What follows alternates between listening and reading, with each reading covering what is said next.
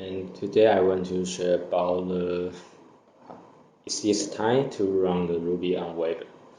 So this is my side project and I test it on last year because I tried to rewrite again and use the WebAssembly and the HTML5 technology for it. Yeah, okay. So I'm Auto and I come from Taiwan. My job is about the web developer and I write a lot of Ruby and Rails. But I also learn about the game developer, so I am interested for make some game. Yeah, this is my part-time job, so I am running a game with my friend. Yes, and I'm working for the finance Ruby. We are work for our customer in worldwide. So my job usually to make a very different project for my customer and we help them to build their business. Okay, so before we start, I want to share about some background why I try to run the Ruby on the web. Okay, in last year I find this open source game. Yeah, this game is come from Japan and it started running in about 2 years ago. So they decide to open source in last year. When I see this game, I note the server is right in Ruby and the client is Flash, but the Flash will stop the support by browser. So I try to find some way to rewrite the client. And one of the options is use the web due to use JavaScript or HTML5 because this is more related about my job and I have more experience about it. So I try to build some difference because this game use many binary commands to transfer between the server and the client, so I have to process a lot of binary data, but the JavaScript is very hard to do it. And in other hand, I want to extend the client for our player because I want that our player can use some modules to customize their game. So I try to use the WebAssembly and Ruby to build a module system for our player. Yeah. So before and then we can to and I will talk about how to bootstrap a WebAssembly project for Ruby, and this is based on the mruby. Yeah. So I have tried this in many times about this 3 or 5 years ago, but the easier way is I find in last year we can directly load the mruby's rec file to do it. Yeah, we just need to define a Ruby config and load a Ruby rec file, and we will able to compile the Ruby. Okay, after we have defined our customized Ruby config, we can define a new compile target. So I create a WebAssembly build target and define the compiler use the en script. Yeah, I also tried the LLVM version, but the LLVM version did not work well. So I still use the ESScript version for build the Ruby for WebAssembly. Yeah. So after we can compile the WebAssembly by ESScript, we also need to link the Ruby binary and our C code and compile it as a WebAssembly file for our web project. So for next, we have to add some rec task to link the Ruby binary and the other C files and compile them into a single file for WebAssembly. And this demo code is from my GitHub repo, so you can find it from my GitHub repo. I will show you a very simply and very small example project. for how to compile the mruby for WebAssembly, and this is very easy for us in nowadays, so we can try it very easy and start your project. Okay, so I have a short video to demo how to run when we build this project. What will we see it on the web? So this is my test to is it possible the mruby and work correctly on the web. So I built a test area and we allow us to put some Ruby code inside it. And when we change it, we will able to see the result in the right side. But the standard output in the WebAssembly is not directly output for us. So we have to write some JavaScript to handle it. And if you use the script, they will help you to redirect the standard output to the console. And in this example, I built my customized function to capture it and print on the web page. Yeah. But the Bootstrap step is still have many steps, and we have to write a lot of config for it. So I also create a string, and this string will help you to fast bootstrap the rect task to build the mruby and with your own code. And it also adds some options, and so you can use some DSL to config and give the different compile environment. For example, you may want to adjust the optimized label, so you can define the different compile environment and build it with the argument. And I also try to add some web server and the auto recompile command inside this string, so it will more easier to build a WebAssembly project with the mruby. Okay, so when we able to build the WebAssembly project in mruby, we have the next problem is how to call the JavaScript inside the C, and how to call the C function from JavaScript. So this is a problem because in the script version, they usually only provide the C++ solution. So we can see we have a different solution for it. But in low-level side, the WebAssembly and the script still use some C function for it. So we can extract it for us. Yeah. So for example, the script provides the web IDL. I think this is the W3C standard. So I think this is more easier for us, but it only support for C++. So if we want to use the C, then we have to do something by ourselves. So this is an example if we want to call a JavaScript function named the underscore alert in the C.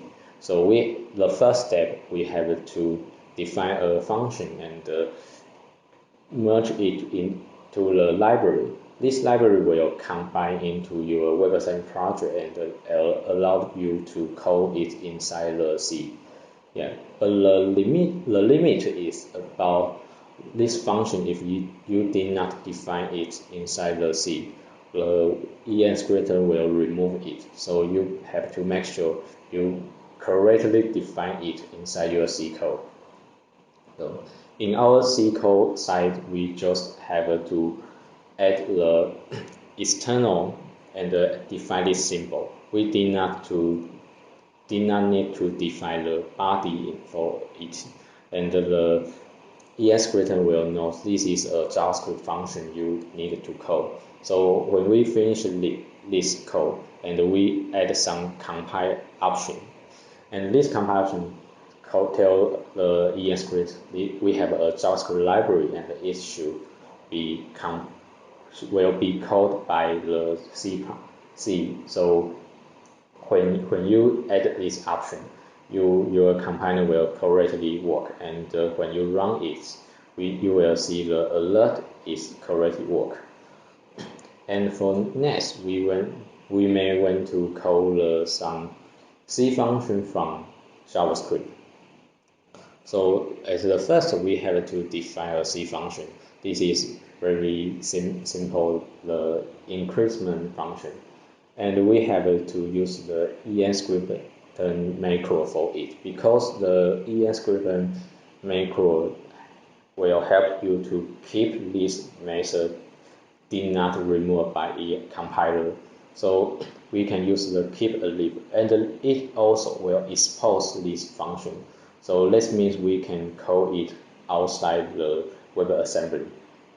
Yeah. In JavaScript part, we have to define object. Yeah, I suggest to define an object to handle this C function. And in EN-script, it provides some API to call the C function and the C code. So we use the C code and call a C method we want to use. And the second argument is about the return type. Yeah, and the latest document, we can use the number, string, or null to define the return type. And if you try to return a pointer, you have to define it as a number. Yeah, and the third argument is the argument type, and the fourth is the argument value. So when we finish it, we can call the C function from JavaScript and get the result it returned. And for next, I will show how to run a Ruby code in use the WebAssembly. And the first, we also have to define the C function in our code, and we export some API we have to code inside the JavaScript. For example, I export the mruby open and the load string and the close. Yeah, and I direct export the mruby state to outside, because I think when we try to use it, we always have to pass the mruby state. So we have to expose it and keep it in JavaScript side. Yeah.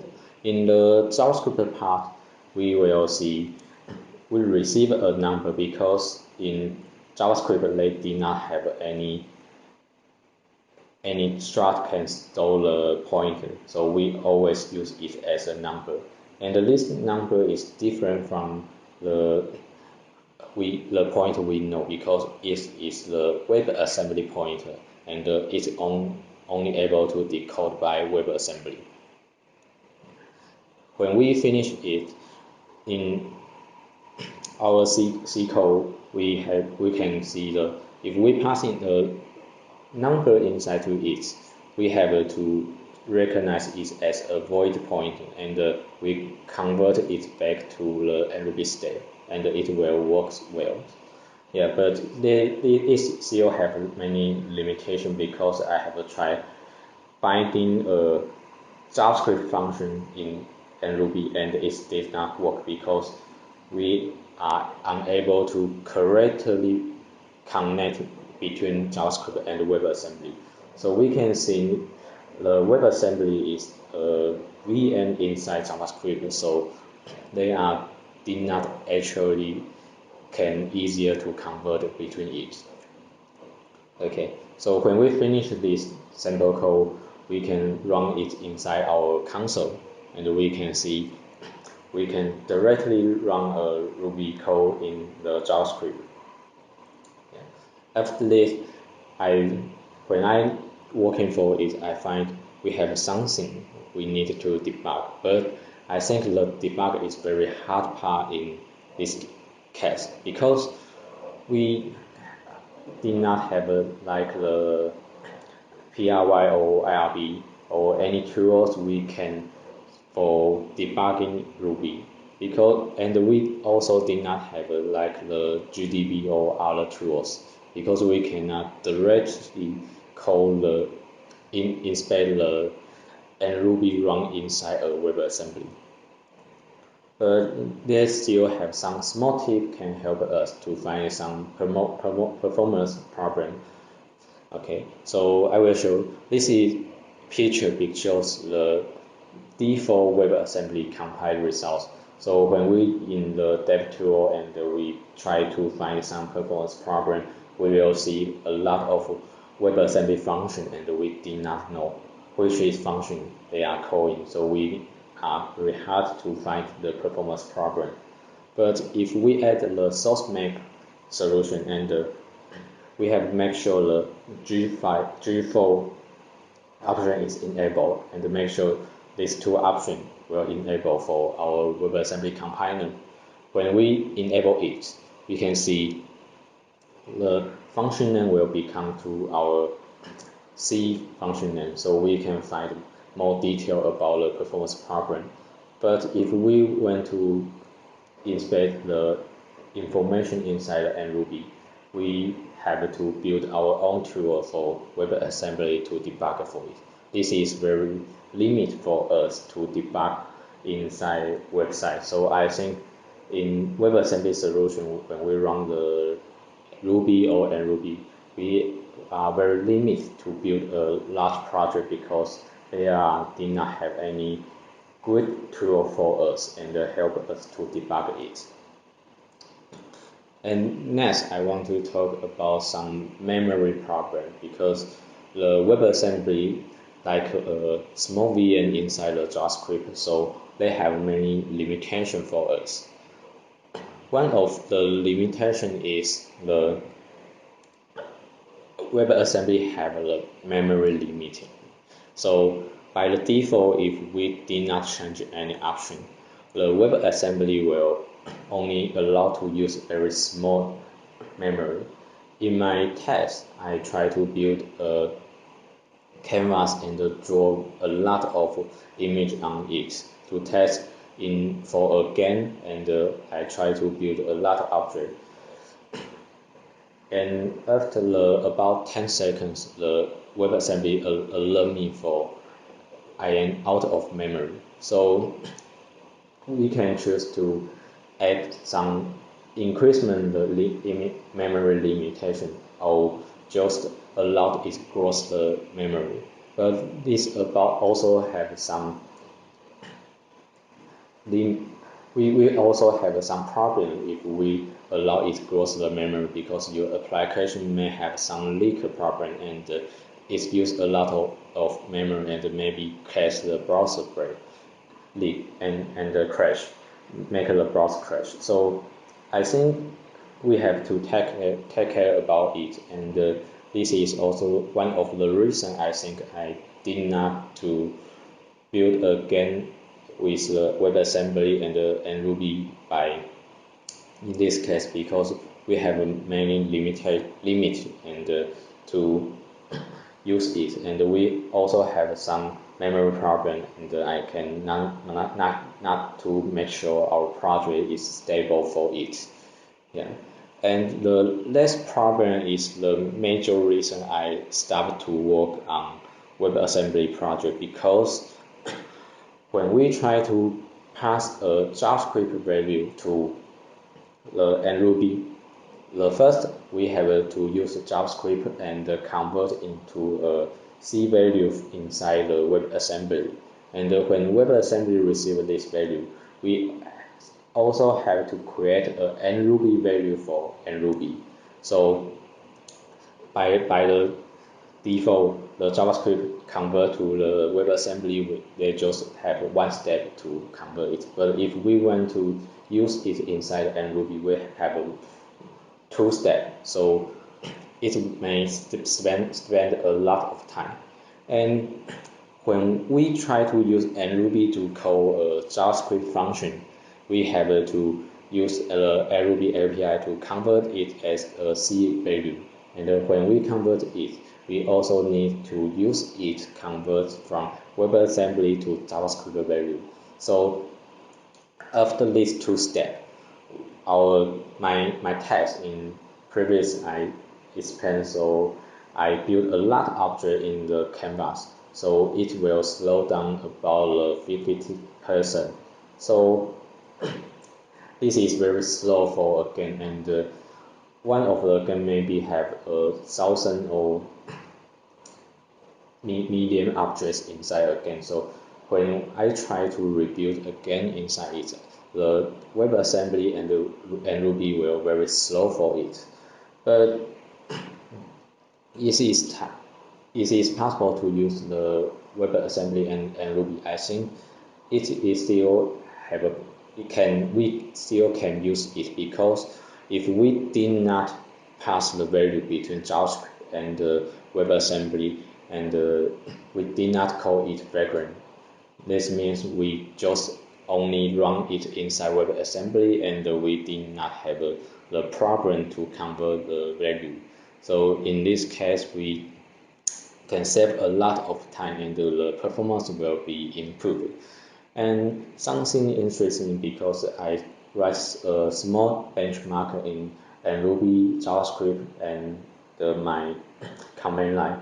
So in JavaScript version, the JavaScript is very fast, and inside the WebAssembly, the mruby is run a little fast than the command line version. So that means the JavaScript and the WebAssembly have some optimized option for it, so they can help your program to run a little fast in WebAssembly. And I still did not know the reason, but in this case, I think the WebAssembly we still can use it. Okay, so I stopped to test it because I know if I try to build again, the WebAssembly is not a best solution. So I switched to use the Unity and the C# for the game project, but the progress is very slow. Yeah, but if you plan to use the mruby on the WebAssembly, I think it is good because, for example, we want to build a project for teaching others to use a simple Ruby code. Yeah, this is very good idea, because we can just let them run a very small and simple Ruby code in the web, and they did not have to set up their environment, and they can get in started and very fast. And if we build some application only run inside the WebAssembly, and we can reduce some communication between the JavaScript, is also a good idea, because we did not have spent a lot of time to convert the data between the JavaScript and Ruby. So if we build again and we did not plan to depend on JavaScript, we want to only use the C and Ruby. This is a possible solution, because we have a SDL library in WebAssembly, and it is be used by many game engine, and is also run fast part ready for game.